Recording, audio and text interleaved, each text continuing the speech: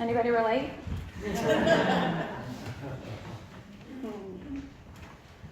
For the last year or so, the signature of my email has read, "My Sabbath begins at 5 p.m. on Fridays and runs through 5 p.m. on Saturdays."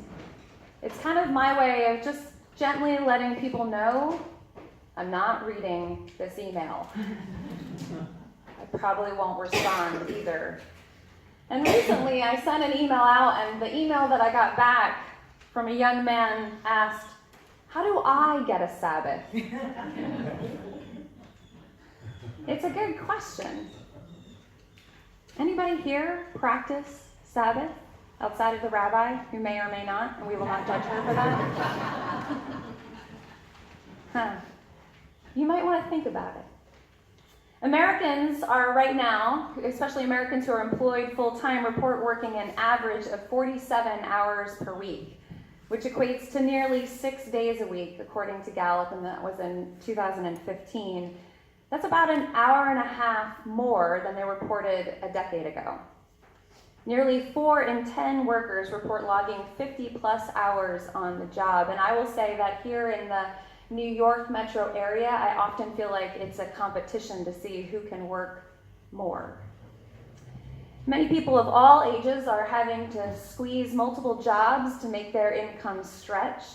Add to that the workload of raising a family, caring for loved ones, being a citizen, maybe, or fighting for justice in our new age.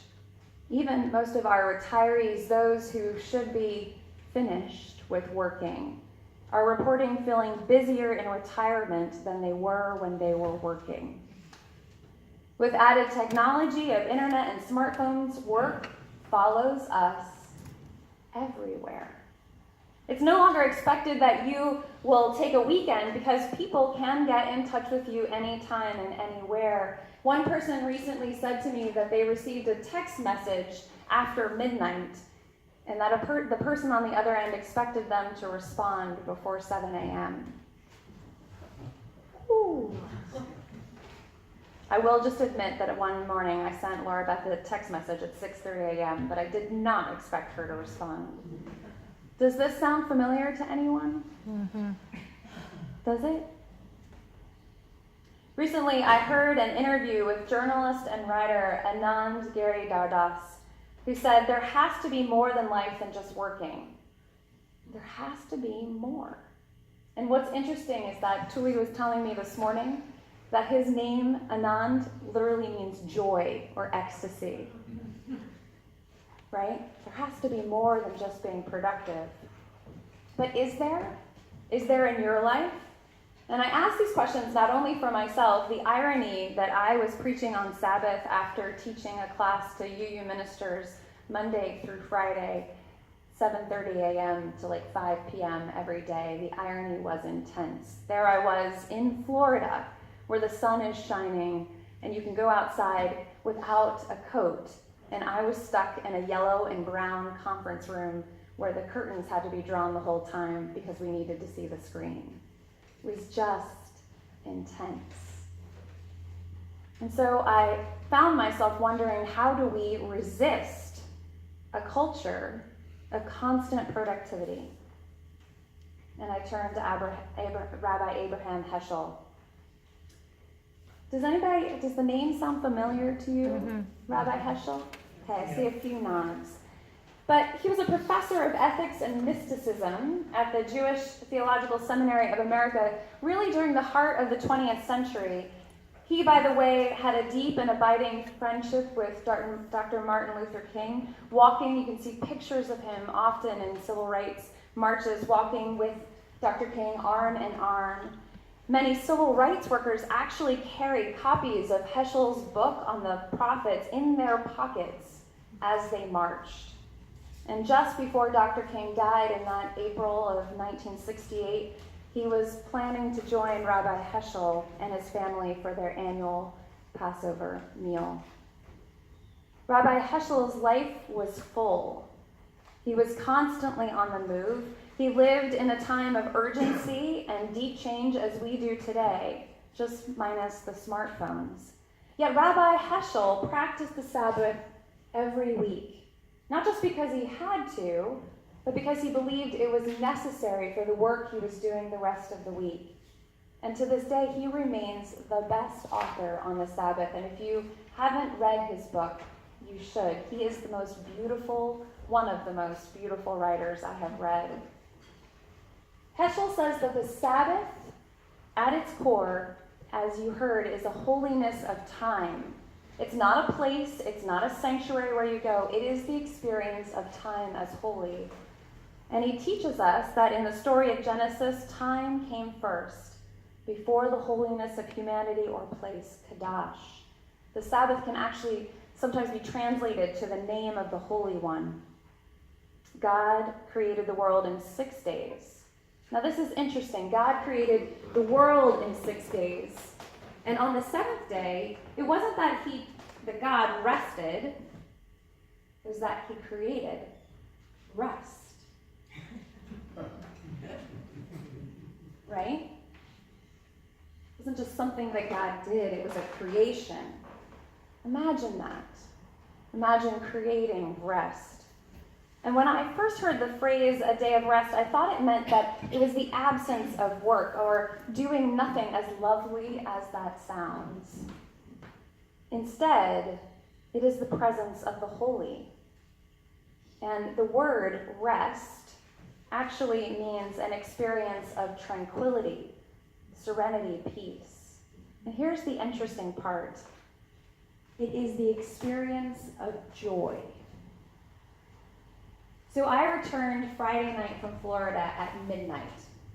The cab driver was taking me home, and I fell asleep. I don't remember the ride. And I woke up, and I had been reading Heschel throughout the week, and I woke up, and instead of thinking, okay, today is Saturday, it is my Sabbath, I'm going to do nothing, I asked myself, what joyful thing could I do today? What would bring me joy today? It changed all of the things that I did yesterday. I stayed in bed and read the book, a fiction, not anything for work. I put Heschel down and picked up something else. My children and I played a game on our front lawn. We watched soccer. We ate meals together, and we laughed. I kept asking, what is going to bring me joy? What is going to bring us joy? It completely changed the way I felt.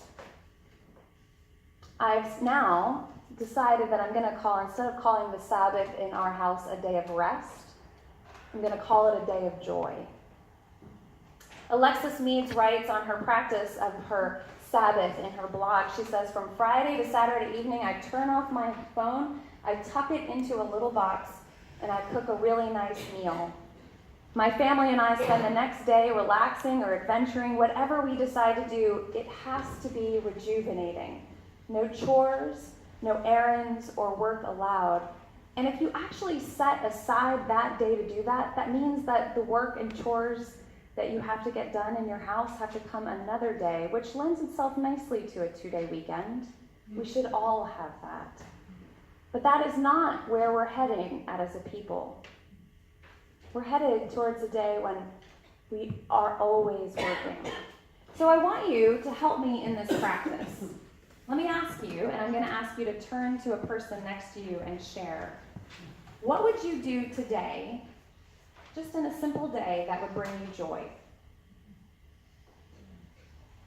Just a simple thing. And now find somebody in the room, just quickly, and say in one sentence, introduce yourself if you don't already know each other, and tell them what would bring you joy.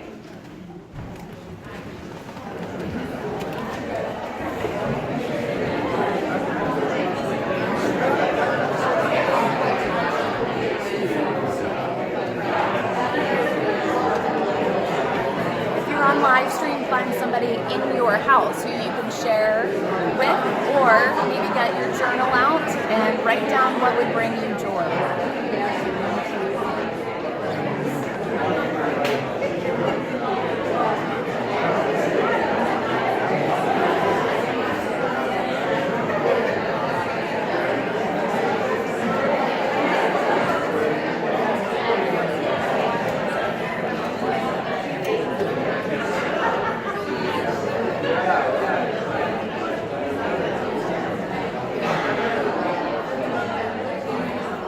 right. I'm going to bring you back, everyone. Can anyone just shout out one or two things? Read a book. Read a book. Hiking. Go out to eat. Watching sports. Walk the High Line. Walk the High Line. Go to the Dancing. Great Swamp. Go to the Great Swamp. Drain the swamp. Drain the swamp. That's later in the sermon. Here's the other myth.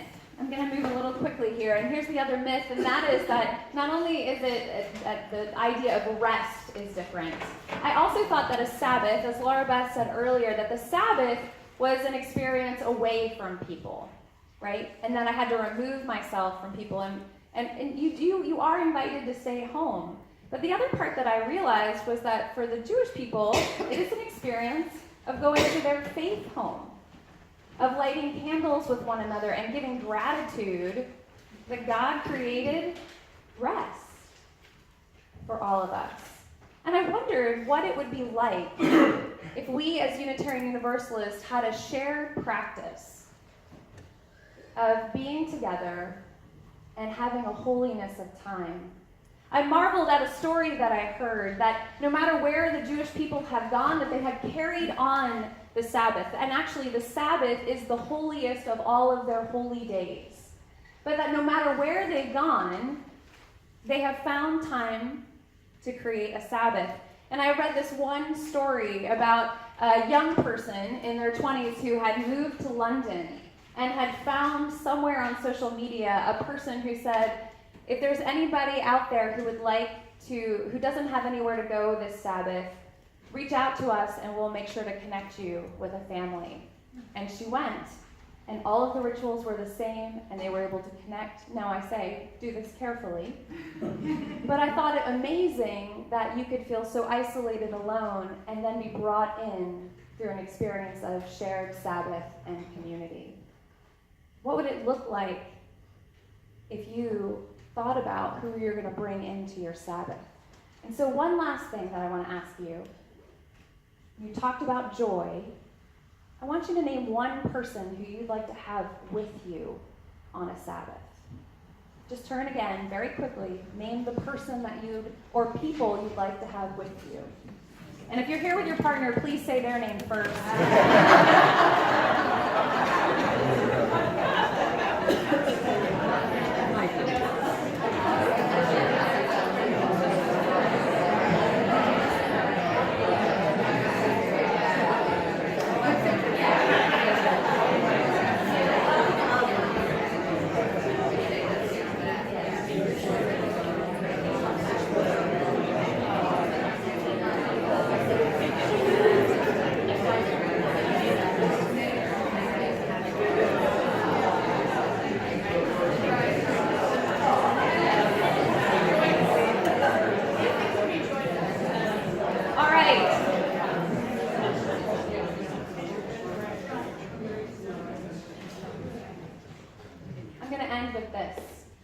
So I return to the email. How do I get a Sabbath? And typically, you might tell yourself, it's up to you to create your Sabbath. I don't really think that's the truth. I think the truth is that you need a spiritual partner. You need a person who's going to help you bring the Sabbath into your life, because there's so much in our culture against it, against joy and for productivity, that the system will constantly write itself back to productivity.